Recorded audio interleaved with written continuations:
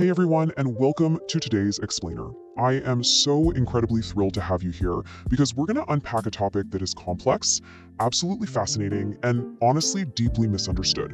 We're talking about the human brain, specifically how it navigates processing speed after a traumatic brain injury, or TBI. We are going to take a journey through the invisible world of cognitive fatigue, neural rewiring, and the sheer massive workload of recovery.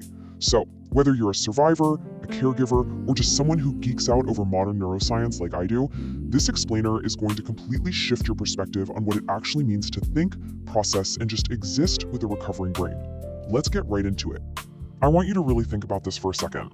Have you ever known the exact answer to a question, but your brain just needed like another 5 or 10 seconds before the actual words would come out of your mouth? You know, that frustrating tip of the tongue feeling? Now imagine experiencing that constantly, all day, every day. For so many people living with a traumatic brain injury, this isn't just an occasional annoyance, it's their daily reality. The delay is real, the frustration is incredibly real, and honestly, it often leads to some deeply damaging assumptions from the outside world. Okay, part 1, slower doesn't mean less. We need to shatter the absolute biggest societal misconception about traumatic brain injuries right out of the gate. Slower processing speed is a performance barrier. It is absolutely not a loss of core intellectual capacity, knowledge, or creativity, period.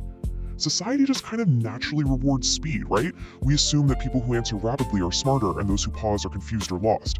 But the science actually shows us that many TBI survivors retain the exact same knowledge, problem-solving skills, and sense of humor they had before their injury. Think of it like a top-of-the-line, ultra-powerful gaming computer that's suddenly been forced to use a really old dial-up internet connection.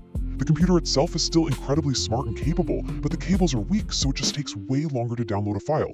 The brain just needs more time to receive, organize, and respond to the information. There's this saying that just hits the nail on the head. Your brain still knows the destination, the pathway just isn't as fast as it used to be. Imagine driving to work every single morning on a smooth, high-speed highway. But one day, that highway is under massive construction. Your car still works perfectly, you know exactly where you're going, but you're forced to take all these winding side streets. It takes longer purely because the traffic pattern changed. If you are a survivor watching this, I want you to hear this loud and clear. A slower response is not proof of a slower mind. You are not lazy and you are for sure not unintelligent. Your brain is simply taking the side streets. Moving on to section 2, the science of slow. I get really eager to unpack the actual physical mechanics behind the slowdown, because once you understand the science, all this invisible stuff suddenly becomes visible. When a person experiences a high-speed impact, it can cause what's called diffuse axonal injury, or DAI. This literally stretches or tears the brain's white matter. Now, white matter acts like a system of high-speed communication highways inside your head. There are these myelinated bundles that insulate electrical signals so they can zip incredibly fast across different brain regions. When this biological cabling is damaged, those signals are forced to take longer, super inefficient detours. And here's the crazy part. Standard CT and MRI scans often completely miss these microscopic tears. But make no mistake, the physical wiring of the brain has been severely disrupted. There is just a stark contrast between a healthy brain and an injured one. A healthy brain utilizes a neat trick called inhibitory control. It basically automatically filters out the hum of the refrigerator or the chatter of people walking by so you can just focus on one single task. But after a TBI, especially with damage to the frontal lobes, which basically act as the brain's bouncer or gatekeeper, that filter can totally fail. This leads to what scientists call spurious neuronal activation. Essentially, without that automatic background filter, the injured brain is trying to process absolutely every single piece of sensory input in the room, all at the exact same time. This sensory overload feels exactly like trying to have a deep, private conversation in the middle of a screaming, loud rock concert. Your brain is desperately trying to hear the music of the conversation, but the environmental noise is just blasting at the same volume. Modern research is even looking into how astroglial cells, these are the brain's tiny support cells, kind of fail to clean up chemicals like glutamate after an injury, so they leave the brain permanently flooded and completely overwhelmed. So what's the actual cost of all this extra background work? That brings us to section 3, the invisible background drain. Because an injured brain isn't just slower, you guys, it is drastically less metabolically efficient. Let's map out what a typical day looks like for a lot of survivors. At 10 a.m., they might seem completely fine, sharp, on it, highly capable of holding a great conversation. But because their brain is working so incredibly hard just to filter information and navigate those broken neural pathways, it's burning through its limited supply of glucose and oxygen way faster. By 1 p.m., metabolic depletion is really setting in, and by 3 p.m., they hit a total cognitive wall. Now, to the outside world, it looks like they're suddenly confused or just rudely tuning out, but neurologically speaking, they have just run an absolute marathon while everyone else was taking a casual stroll through the park. And there are secondary factors that steal even more processing power. Think of your brain like your smartphone. If you have 20 different apps running in the background, the whole phone slows to a crawl, right? Well, chronic pain acts as a massive background app, constantly stealing cognitive bandwidth. Sleep disturbances affect roughly 60% of survivors, heavily worsening that fatigue. And get this, vision alone demands 44% of the brain's total energy. That is huge.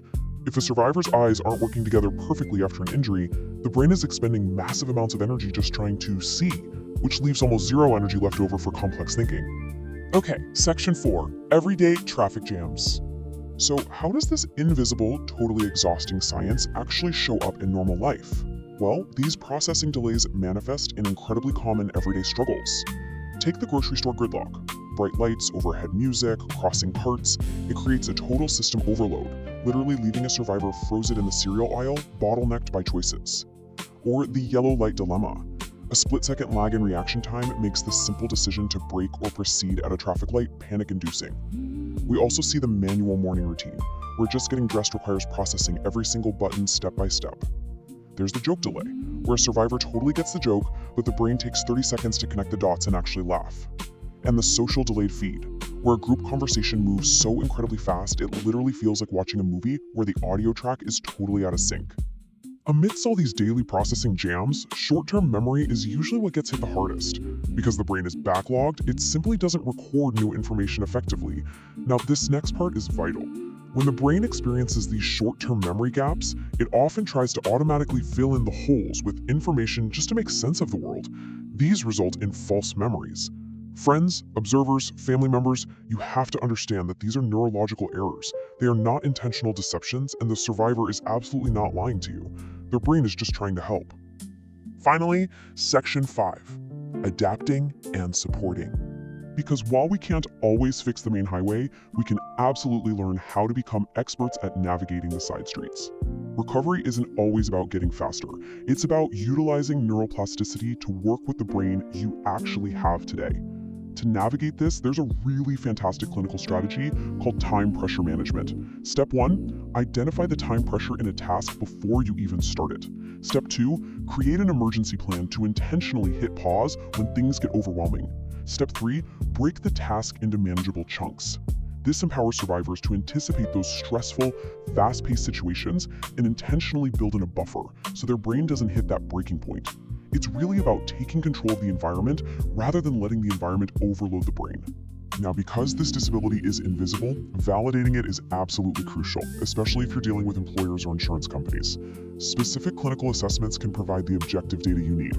The Symbol Digit Modalities Test is a quick 90-second screening that is highly sensitive to this exact wiring damage. Then there's the trail making test, which specifically identifies bottlenecks in task switching. And while it's not a magic cure by any means, the research does note that in terms of pharmacotherapy, some individuals find the cautious use of medications like methylphenidate helpful for providing a baseline chemical support to improve efficiency. Basically, getting a professional speedometer reading of the brain makes the invisible visible. For the family members and the amazing caregivers watching this explainer, you can really support your loved one by establishing a brand new speed limit in your house. Speak a little more slowly and try to stick to just one topic at a time. Give them the absolute greatest gift you can possibly give, the gift of time to finish a sentence without interrupting them. Please understand that personality changes are a direct result of frontal lobe damage. It's not a choice they are making. And crucially, please remember this. Between 40 and 70% of family caregivers experience clinical depression. That's a huge number. You cannot effectively help your loved one if you are running on an empty tank yourself. You have got to protect and prioritize your own mental health first. I want to leave you all with a really powerful reflection today. Before judging someone for taking a little longer to answer a question or for getting easily exhausted in the afternoon, I want you to ask yourself, are they thinking more slowly, or is their brain simply working harder than I can see? You see, patience isn't about lowering our expectations. It's about recognizing that different brains operate at different speeds. Thank you so much for joining me in this explainer today.